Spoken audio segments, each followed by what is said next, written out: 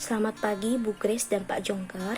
Kami dari kelompok Buah Kiwi akan mempresentasikan infografis yang telah kami buat mengenai sistem ekonomi yang digunakan di Indonesia.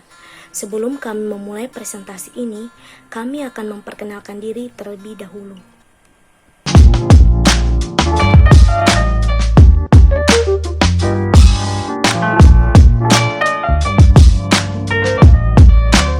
As time goes by.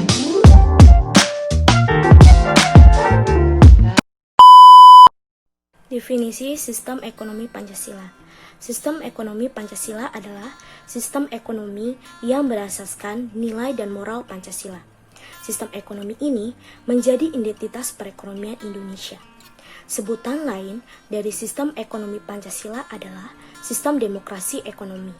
Di sini istilah demokrasi ekonomi dan ekonomi Pancasila akan digunakan bergantian.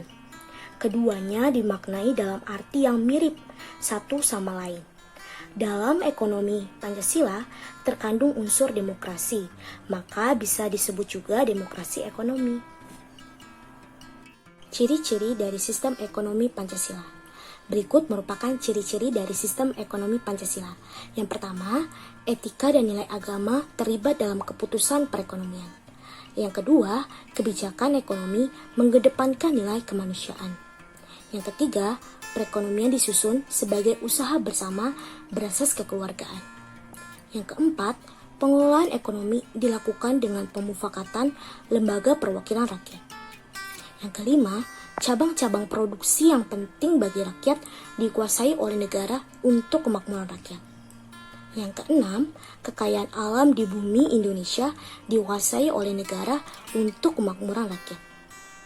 Yang ketujuh, hak milik perseorangan diakui oleh negara dengan tidak bertentangan dengan kepentingan umum. Yang kedelapan, daya kreasi ekonomi masyarakat tidak merugikan kepentingan umum. Yang kesembilan, fakir, miskin, dan anak-anak terlantar dipelihara oleh negara. Nah, jadi sekarang saya akan menjelaskan mengenai komoditi perdagangan dan alat tukar dalam sistem ekonomi Pancasila. Jadi sebelumnya saya akan menjelaskan dulu apa itu sebenarnya komoditi perdagangan. Komoditi perdagangan adalah bahan baku dasar yang dijadikan atau diperdagangkan dengan barang lainnya yang memiliki tipe yang sejenis. Nah, komoditi seringkali menjadi dasar produksi dari berbagai barang yang sudah jadi maupun sebuah jasa. Saat diperdagangkan, sebuah komoditi perdagangan tetap harus melewati beberapa standar tertentu untuk menjamin kualitas dari masing-masing barangnya. Nah, komoditi yang biasa diperdagangkan di Indonesia atau dalam sistem ekonomi Pancasila itu memiliki beberapa sektor, seperti ada sektor pertambangan dan juga pertanian. Kalau dari pertambangannya itu biasanya seperti minyak mentah, gas alam, dan juga bensin. Kalau dari sektor pertaniannya seperti beras, jagung, kedelai, coklat, kopi, dan gula. Nah, sekarang kita lanjut ke alat tukar. Alat tukar yang digunakan dalam sistem ekonomi Pancasila adalah uang rupiah, yang mana uang rupiah adalah mata uang resmi dari negara Republik Indonesia berdasarkan Undang-Undang Nomor 7 Tahun 2011 tentang mata uang. Nah, uang rupiah digunakan pada sistem ekonomi Pancasila sebagai alat tukar yang sah dalam melakukan transaksi atau pembayaran. Selanjutnya, saya akan menjelaskan mengenai tokoh pelopor sistem ekonomi Pancasila di Indonesia. Sistem ekonomi Pancasila dilontarkan lebih dulu oleh Emil Salim. Menurut Emil Salim, sistem ekonomi Indonesia bergerak dari kiri ke kanan, mengikuti gerak Bank Mujab. Mula-mula mengarahkan kepada haluan sosialis, tapi kemudian berbalik ke kanan, ke haluan liberal. Kemudian, Mumiarto mengembangkan kembali gagasan sistem ekonomi tersebut. Menurut Mumiarto, sistem ekonomi Pancasila adalah ekonomi yang dijiwai oleh ideologi Pancasila, yaitu sistem ekonomi yang merupakan usaha bersama berasaskan kekeluargaan dan kegotong royongan nasional. Sekarang saya akan menjelaskan tentang kelebihan dan kekurangan sistem ekonomi Pancasila. Kelebihan yang pertama itu, hak milik perorangan diakui dan digunakan dengan tidak bertentangan dengan hajat masyarakat.